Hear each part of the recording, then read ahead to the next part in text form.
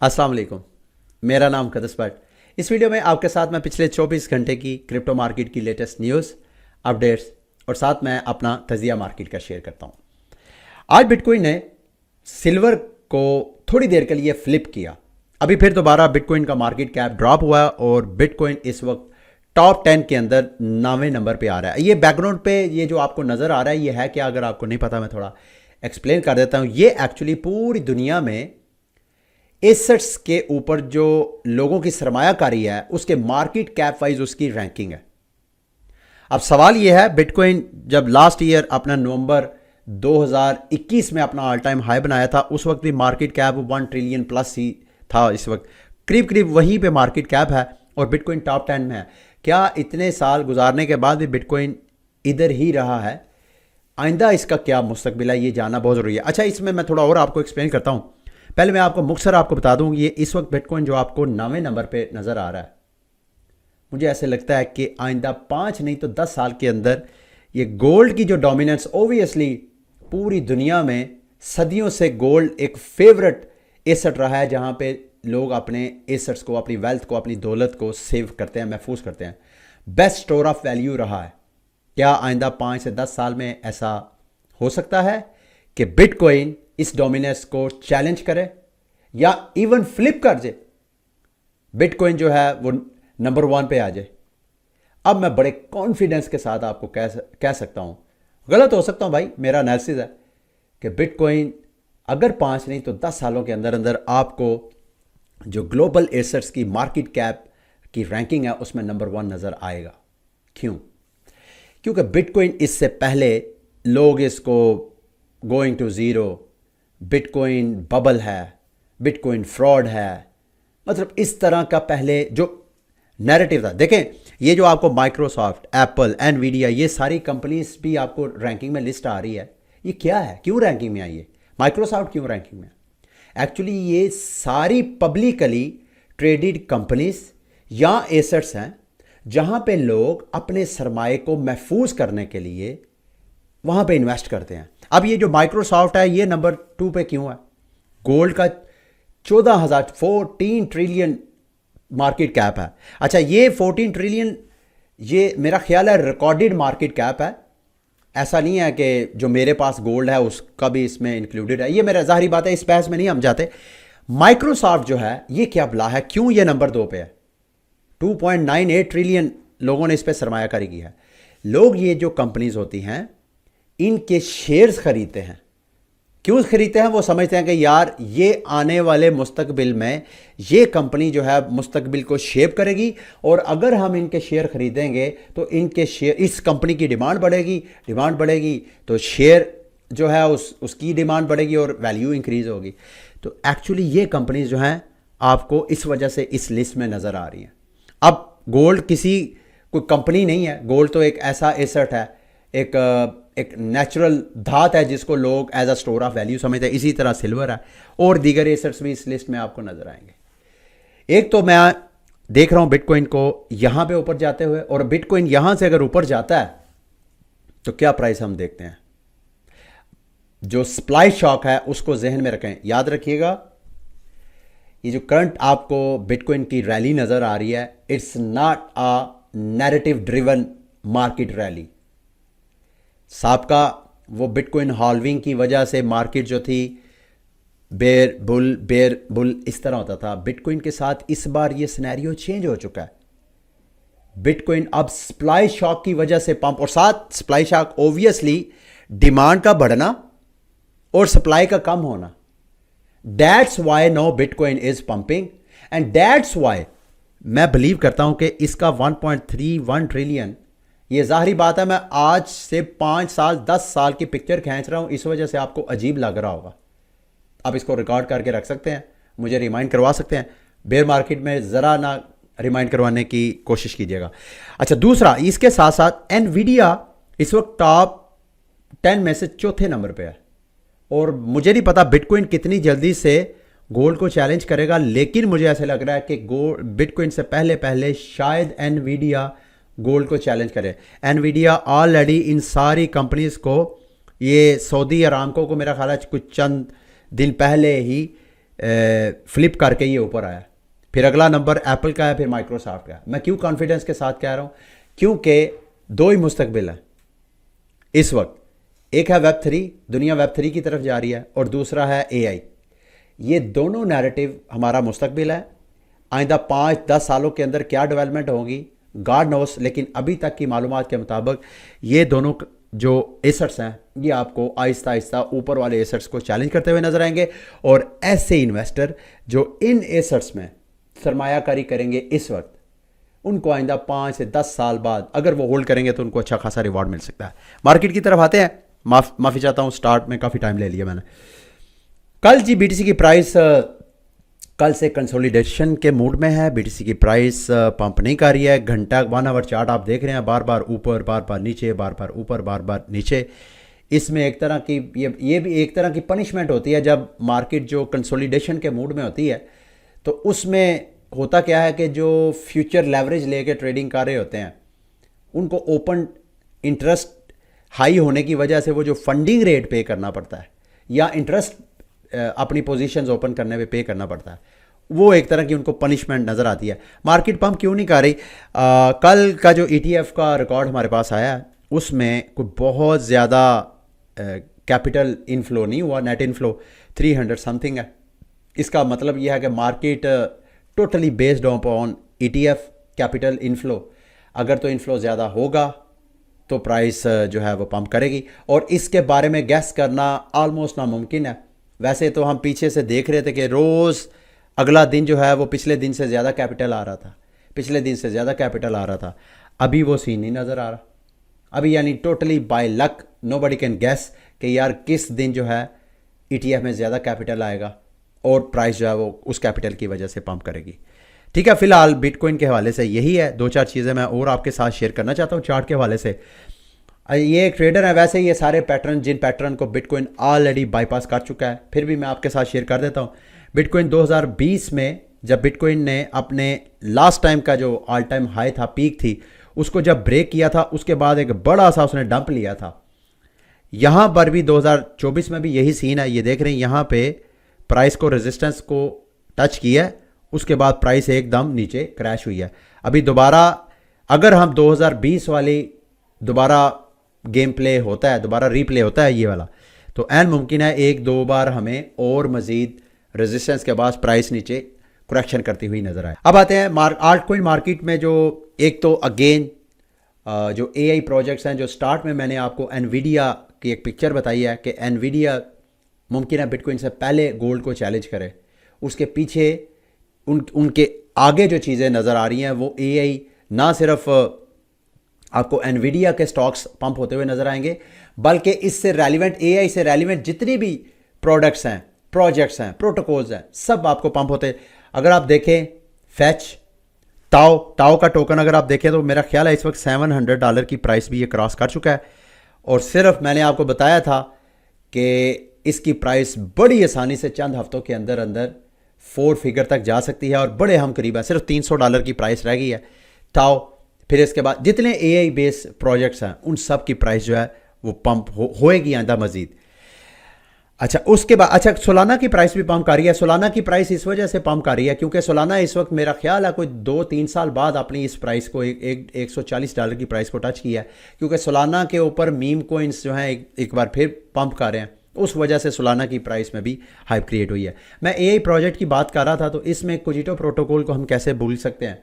गो के मैं एक तो इनका एम्बेसडर हूँ। प्लीज़ फॉर गॉड सेक मैं जितनी इस हवाले से मालूमात आपके साथ शेयर करता हूँ, खसूसन उन प्रोटोकॉल्स की जिनका मैं आपको डिस्क्लेमर देता हूँ कि मैं इनका एम्बेसडर हूँ या मैं पैसे लेके आपके साथ मालूमात शेयर कर रहा हूँ या किसी भी इंसेंटिव की वजह से कर रहा हूँ, तो प्लीज़ आपने उसको कोई फाइनेंशियल एडवाइस नहीं लेनी, आपने अपना ड्यू डिलिजेंस करना है।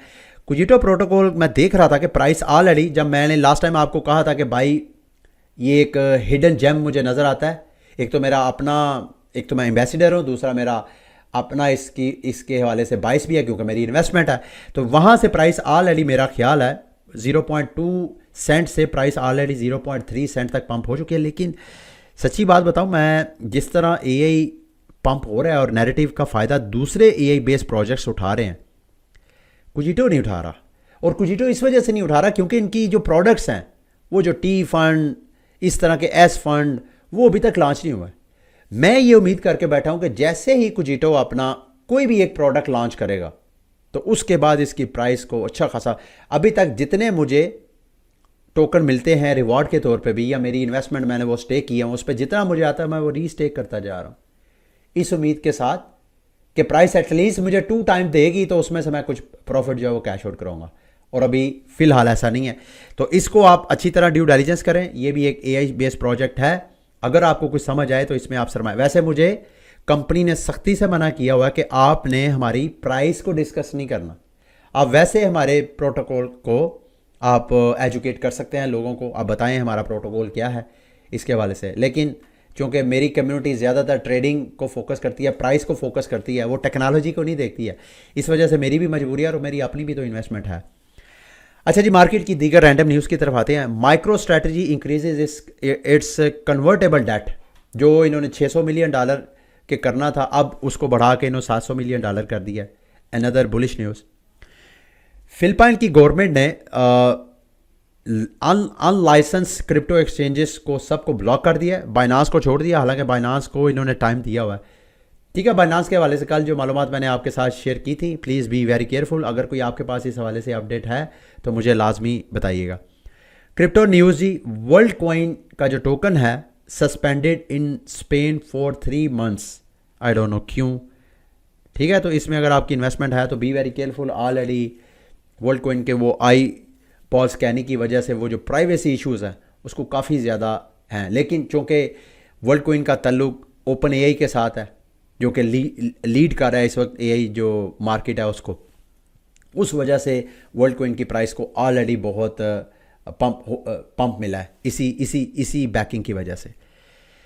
ब्लॉकीफाई एग्रीज टू, इनकी ब्लॉकीफाई और FTX की आपस में सेटलमेंट हो गई है और अब FTX और अल्मेडा रिसर्च जो है इनको $874 मिलियन देगा।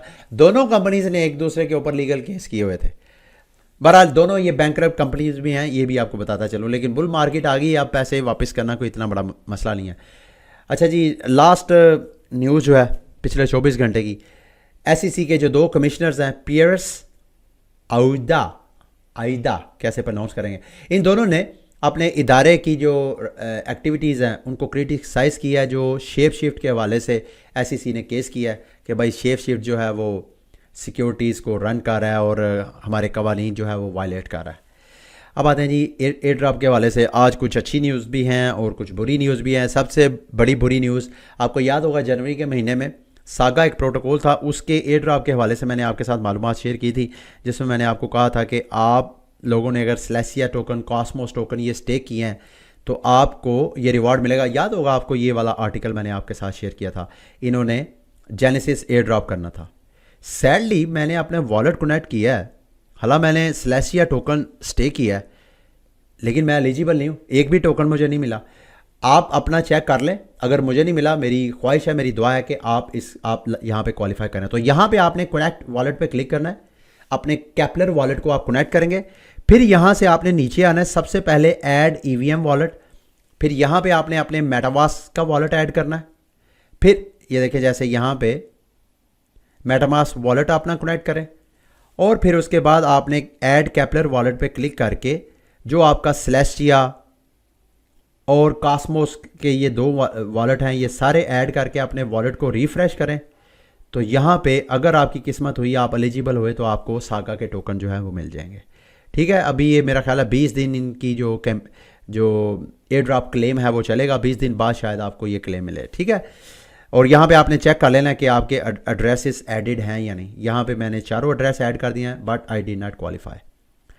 वार्म होल का टोकन भी सैडली, वार्म होल की मैंने एयर ड्रॉप की थी और ब्रिजिंग में बहुत मैंने इस प्लेटफॉर्म को यूज़ किया, सैडली मैं इसमें भी क्वालिफाई नहीं किया। पता नहीं या तो इनका कोई ग्लिच है या मेरी किस्मत अच्छी नहीं है आज के दिन, दोनों जगह पे मुझे एरर आ रहा है। इसका लिंक भी वीडियो के डिस्क्रिप्शन में आपके साथ शेयर कर दूंगा। यहाँ पे EVM, सोलाना, ये वाले सारे वॉलेट्स अगर आपने यूज़ किए हैं, चेन्स को यूज़ किया आपने ब्रिजिंग के दौरान, तो आप वार्म होल के जो टोकन है W, उसमें आप क्वालिफाई करें। W टोकन की प्राइस भी अच्छी खासी है, कई लोगों ने 20-20 हज़ार डॉलर के एयर ड्रॉप लिए हैं इसमें, ठीक है। अच्छा जी, ज़ीरो लैंड में अगर आपने मेंटा टोकन स्टेक किया है तो यहाँ पे आप आके तो मेंटा स्टेकर्स को वो रिवॉर्ड दे रहे हैं। पर 5 पॉइंट्स हैं, एक मेंटा टोकन स्टेक करने पे आपको 5 पॉइंट मिलेंगे। मुझे यहाँ से 22,393 जो पॉइंट्स हैं वो मिले हैं। ज़ीरो लैंड के जो पॉइंट्स हैं ये बाद में एयर ड्रॉप में कन्वर्ट होंगे, ठीक है। लिंक मैं वीडियो की डिस्क्रिप्शन में आपके साथ शेयर कर दूँगा। जीटा की मैं दोबारा एयर ड्रॉप फार्मिंग कर रहा हूँ जी, आज से मैंने सोचा मैं आपके साथ शेयर कर दूँ। बड़ी सिंपल सी एक्टिविटीज़ होती हैं। यहाँ आपने आना है, हफ्ते में एक बार आपको यहाँ पे टास्क देते हैं, लिंक वीडियो की डिस्क्रिप्शन में आपको मिल जाएगा। सबसे पहले आपने करना क्या है कि आपने किसी भी प्लेटफॉर्म में जहाँ जीटा का टोकन लिस्ट है वहाँ से आप जीटा टोकन बाय करें और उसको आप अपने मेटामास्क में विड्रॉ करें जीटा चेन के ज़रिए। जब आपके पास जीटा चेन में आ जाए फिर आप बाइनांस की जो BNB चेन है, बाइनांस स्मार्ट चेन, वहाँ पे 1-2 BNB मंगवा लें अगर आपके पास पड़ा है, नहीं तो कम मंगवा लें जितने भी आपके पास पड़े। और उसके बाद ये वाले टास्क आप कंप्लीट करते जाएं। डिफरेंट किस्म के टास्क हैं, इन टास्क को आप कंप्लीट करते जाएंगे तो आपके XP पॉइंट्स आएंगे। ये देख रहे हैं मेरे इस वक्त आपको 61 XP पॉइंट्स नज़र आ रहे हैं। जितने ज़्यादा XP पॉइंट्स उतने ही बाद में इनका ये सीज़न जब एंड होगा उसमें बाद में एयर ड्रॉप मिलेगा, ठीक है, इस तरह की एक्टिविटीज़ करने से। अच्छा जी, आगे आते हैं। मेंटा ने आज बड़ी अजीबोगरीब हरकत की है। इसमें अगर आप पार्टिसिपेट करना चाहें तो मैं आपको थोड़ा सा गाइड कर देता हूँ। आर्टिकल भी मैं आपके साथ शेयर कर दूंगा। 50,000 जो मेंटा टोकन है ये तकरीबन करंट प्राइस में देखा जाए तो $1.5 लाख से ज़्यादा की अमाउंट बनती है। ये इन्होंने एक कैंपेन स्टार्ट किया है ऐसे लोगों के लिए जो ब्लास से याद रखिएगा, इथेरियम से नहीं, ब्लास से फंड्स को ब्रिज करेंगे मेंटा में। आखिर ये हरकत क्यों करने की ज़रूरत पड़ी मेरी तो समझ से बाहर है।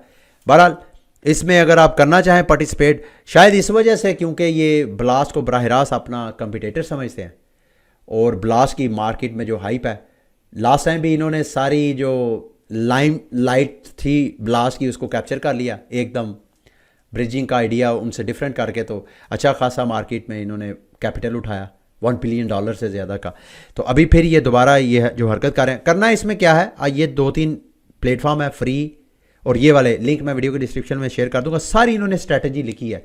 14 दिन की कैंपेन है। 14 दिन की कैंपेन में आपने वहाँ से ब्लास से फंड्स यहाँ पे ट्रांसफ़र करने हैं बस।